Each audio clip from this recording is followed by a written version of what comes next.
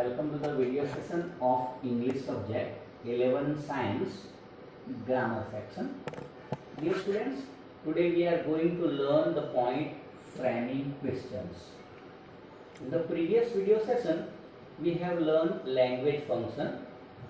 We have learned 3 language function. Now I stop that point and move on to the framing question, because this question is asked in the next examination unit test. It is asked for the 3 marks. So it is very important point, framing question. So let's start with explanation. What is the use of framing question? To develop communication skill, we have to ask question and answer. The second point is the right way to learn.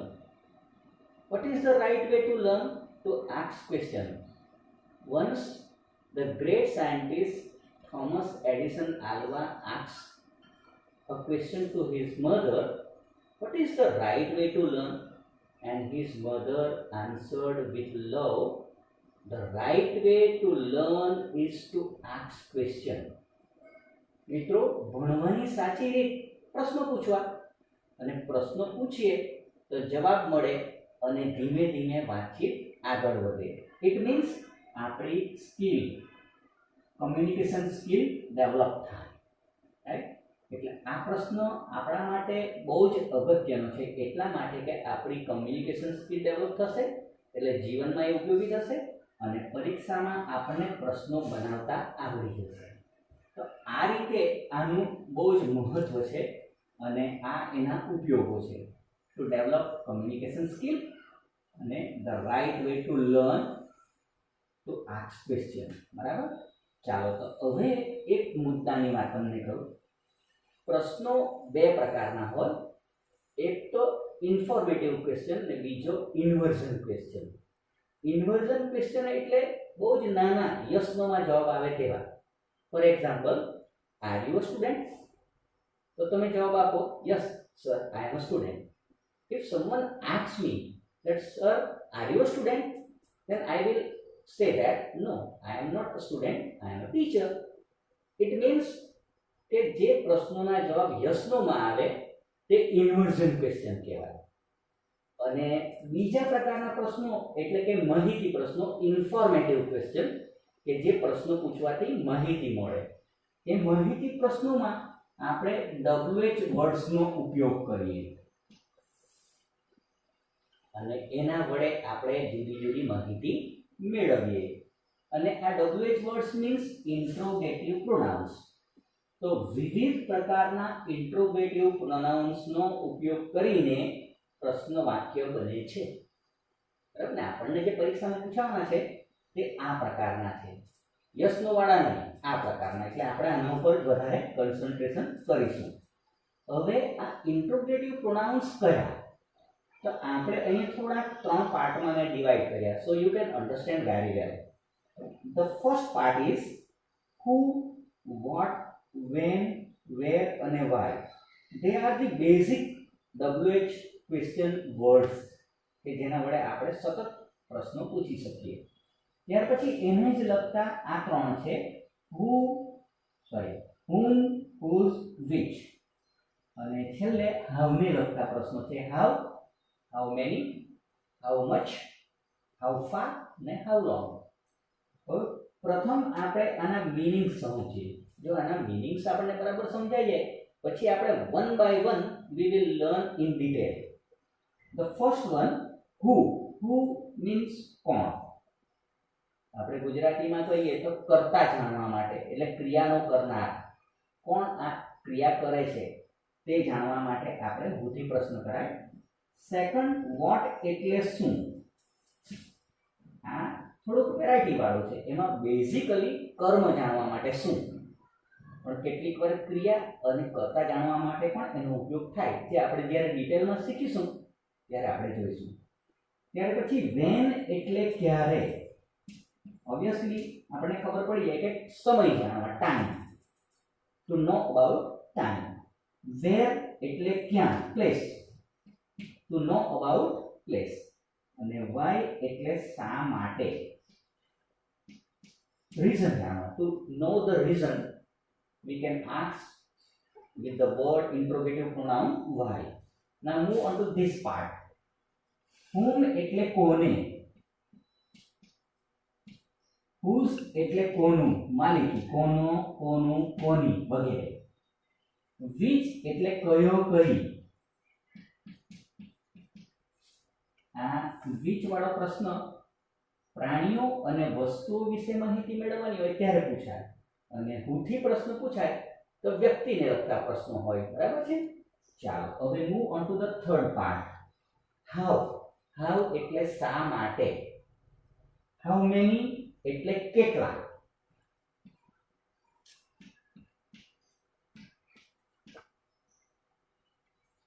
હવે એ કેટલા શબ્દ આવે એટલે આપણને ખબર પડી જાય કે સંખ્યા બતાવે, નંબર. જ્યારે નંબરનો પ્રશ્ન આવે ત્યારે how many થી પ્રશ્ન થાય. બરાબર. અને how much એટલે કેટલું. અહીંયા જથ્થો બતાવવા માટે ગણી ન શકાય તેવી વસ્તુ હોય એટલે how much થી પ્રશ્ન પૂછાય. how far એટલે કેટલું દૂર, અંતર જાણવા માટે.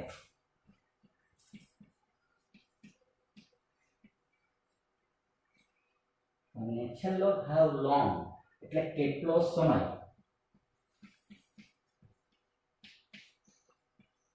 સમય જાણવા માટે. So dear friends, these are the basic WH words or interrogative pronouns. એનો આપણે ઉપયોગ કરીને પ્રશ્નોને ફ્રેમ કરીશું. we will frame the question using these words, right? so one by one આપણે આને એક એક શીખીશું, right?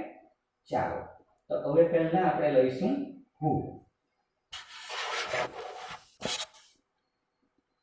okay students, now we will learn each question one by one. first of all we will take who. friends, who means કોણ, એટલે આપણે જોયું. હવે એનો ઉપયોગ શું, તો કર્તા વિશે માહિતી જાણવા. કર્તા વિશે માહિતી જાણવા. કર્તા એટલે ક્રિયાનો કરનાર, ડોર ઓફ એક્શન. બરાબર. એને ડિટેલમાં જોયું તો વાક્યમાં કર્તાને સ્થાને આવેલ નાઉન કે પ્રોનાઉનની નીચે લીટી દોરેલી હોય તો તે શબ્દને દૂર કરીને પૂછી પ્રશ્ન પૂછાય. આપણે એક્ઝામ ઓરિએન્ટેડ કરવાનું છે એટલે પરીક્ષાની અંદર કર્તાને સ્થાને આમ લીટી દોરેલી હોય એટલે એ લીટી વાળો શબ્દ આપણે દૂર કરવાનો અને હુથી પ્રશ્ન પૂછવાનો. તો આ એનો ઉપયોગ છે, રાઈટ? ચાલો હવે એનું ફોર્મેશન જોઈએ. How to form the question. તો first of all we will start or begin the question with who. આનાથી આપણે who થી પ્રશ્નની શરૂઆત કરવાની. પછી વર્બ લેવાનું. કેટલીક વાર હેલ્પિંગ વર્બ બી આવે, એમ ઇઝ આર ટુ બી ના ફોર્મ. ઓબ્જેક્ટ અને જે બીજા વર્ડ્સ હોય તે. અને ફ્રેન્ડ્સ ખાસ યાદ રાખો, પ્રશ્ન ચિહ્ન, પ્રશ્ન ચિહ્ન કરી મૂકવાનું ભૂલવું નહીં. તો ધીસ ઇઝ ધ ફોર્મેશન. આ એકદમ સરળતાથી આપણે શીખવાનું છે. જોઈએ હવે એના એક્ઝામ્પલ જોઈએ. તો first example is Sachin plays cricket. બરાબર છે. તો અહીંયા અંડરલાઈન કોની નીચે છે? સચિનની નીચે. તો એને આપણે રિમૂવ કરી દેવાનો છે એ વર્ડને, અને એની જગ્યાએ શું મૂકી દેવાનું છે? who. ચાલો પછી વર્બ તો આપણને આપેલું જ છે, પ્લેસ. પછી બીજા શબ્દ અથવા તો જે ઓબ્જેક્ટ છે આપણને આપણું ક્રિકેટ.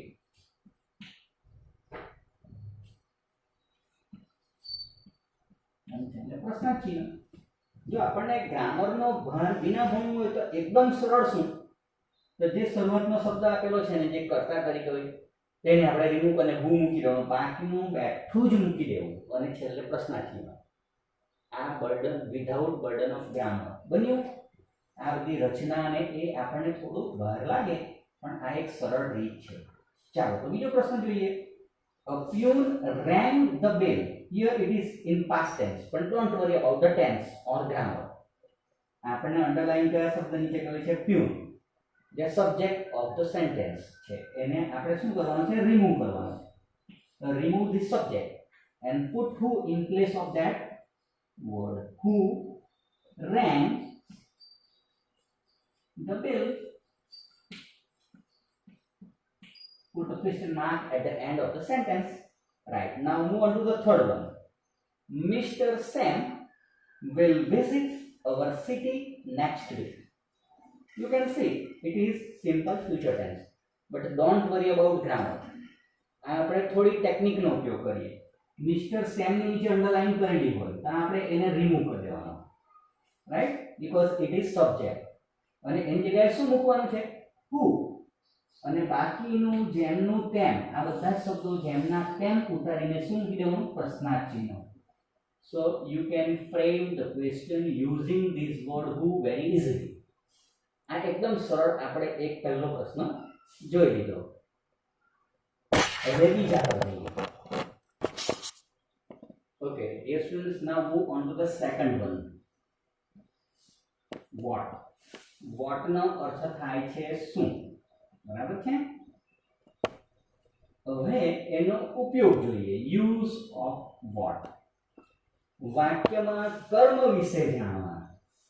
કર્મ મીન્સ ઓબ્જેક્ટ, અથવા કેટલીકવાર ક્રિયા વિશે જાણવા પણ what થી પ્રશ્ન પૂછી શકાય.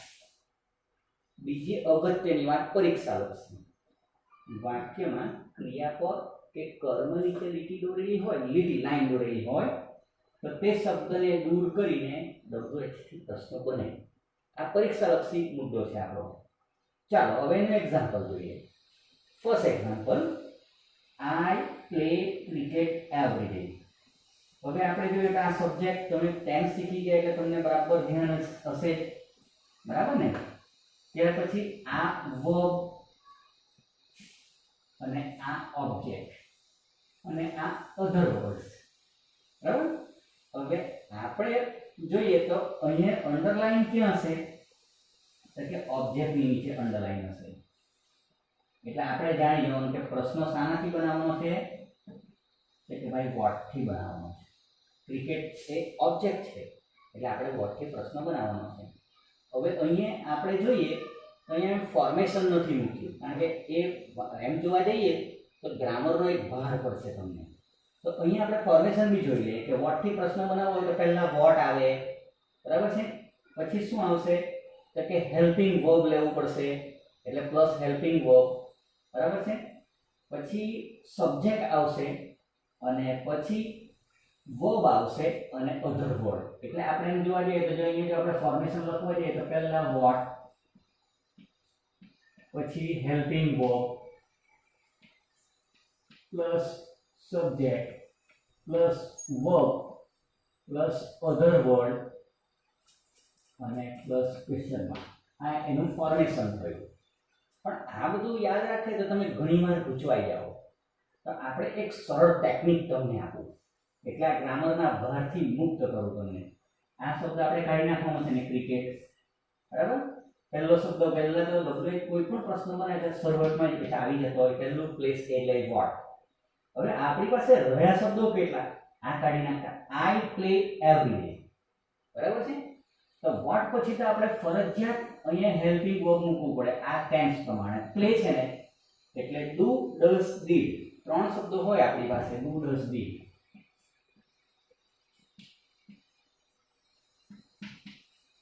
આ હેલ્પિંગ વર્બ આપણે લેવાના છે. તો જો વર્બ ને s કે es લાગેલું હોય તો આપણે ડઝ લઈએ, પણ ન લાગેલું હોય તો ડુ લઈ લેવાનું, અને એ જો પાસ્ટ ટેન્સ માં હોય તો ડીડ લેવાનું. આ સરળ વાત છે. એટલે what do.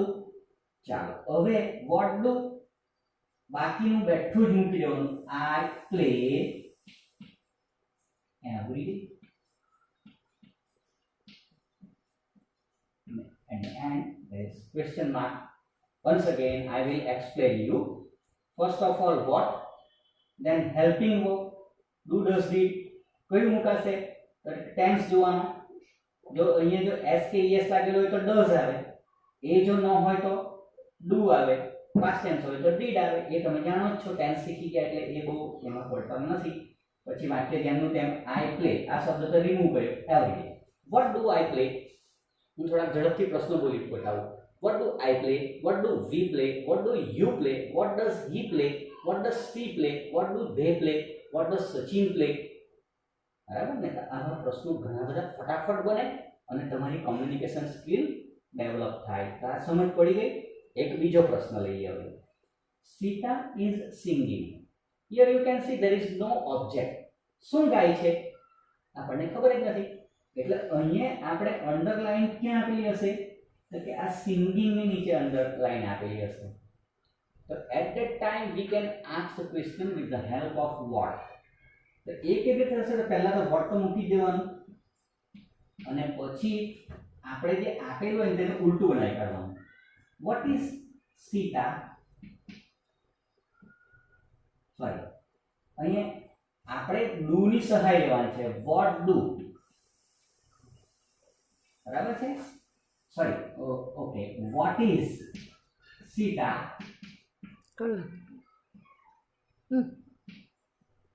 what is Sita? પછી અહીંયા ડુ શબ્દ લેવાનો છે, પણ આ તો આપણે આઈએનજી વાળું છે એટલે what is Sita doing? what is Sita doing? બરાબર છે? કારણ કે સિંગિંગ ની નીચે તો અંડરલાઈન છે. બરાબર.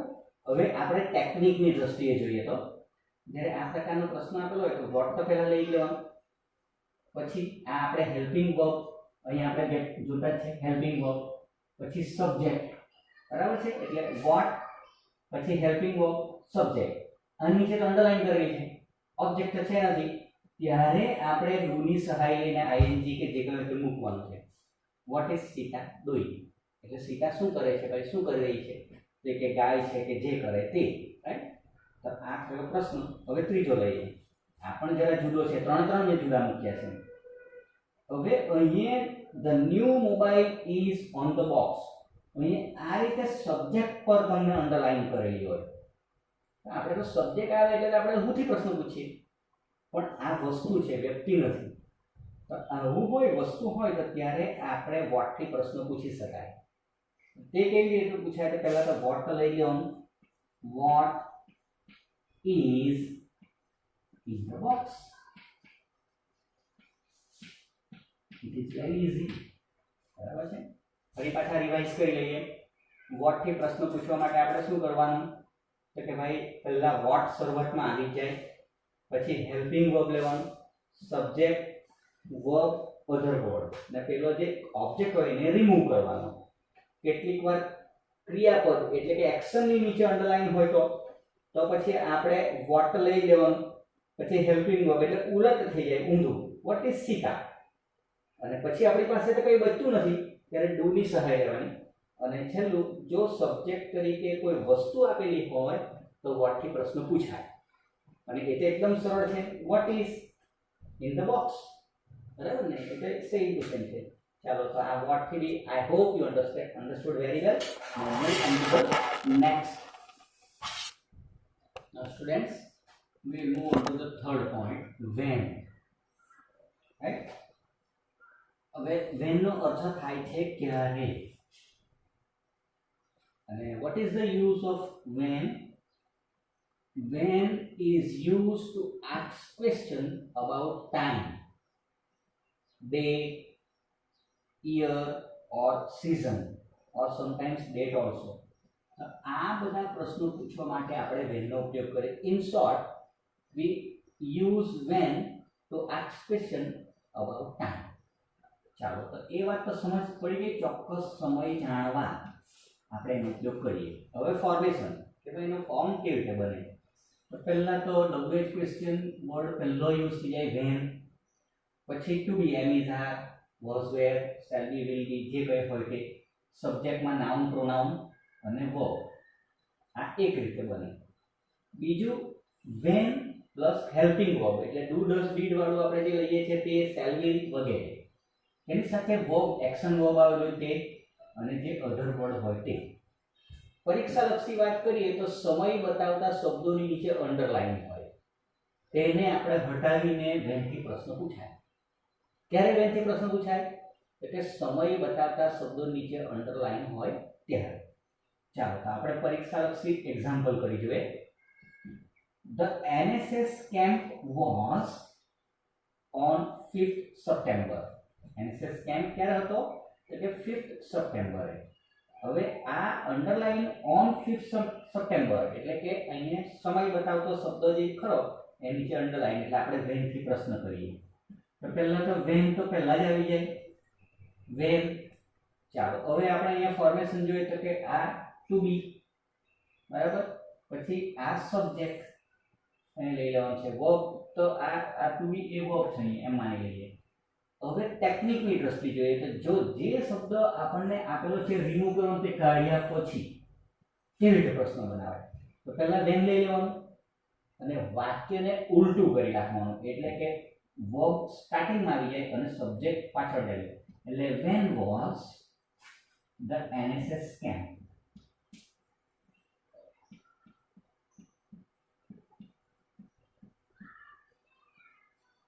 ક્વેશ્ચન માર્ક સમજાઈ ગયું તો આ થયો પ્રશ્ન બીજો પ્રશ્ન લઈએ Sana will come here next week અહીં નેક્સ્ટ વીક ની નીચે આપણને અંડરલાઈન દેખાય છે જોયું એટલે કે સમય બતાવતો શબ્દ નીચે અંડરલાઈન એટલે વેન થી પ્રશ્ન કરવાના આપણે ઓબ્વિયસલી ચાલો વેન તો પહેલો મૂકી દેવાનો પછી આપણે જોઈએ કે હેલ્પિંગ વર્બ તો કે વિલ શેલ વિલ જે હોય તે વેન વિલ